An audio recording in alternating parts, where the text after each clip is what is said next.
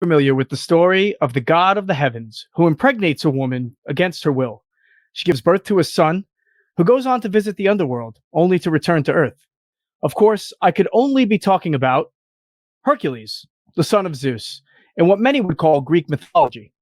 But in Christian mythology, as well as Hindu, Buddhist, and Norse, to name a few, we see stories like this one, as well as others, with nearly identical similarities between them, spanning thousands of years and tens of thousands of miles.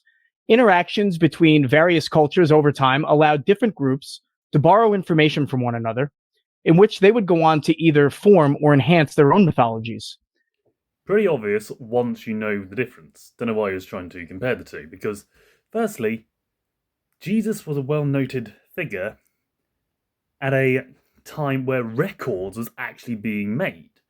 So, hence why we were able to get stories about him right away, or at least within the few decades. Hercules, or Heracles, as the original Greek would have it, was from a Neolithic culture, according to some scholars, where shamanistic rituals of going between spirit worlds was common. So his origins were far older and in an oral form, whereas Jesus was written down in records. Second, Zeus was known to. He was a very incestuous god. He would sleep with pretty much anyone going. It's a surprise he wasn't the god of fertility and not just the god of the sky. Whereas Yahweh is only known to have one child, that being Jesus, or at least one true son. We're technically all children of God by our traditions.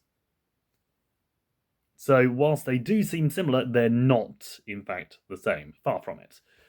And yes, many cultures do blend stories, but those are in the oral traditions. Jesus has records. Delayed records, but records nonetheless.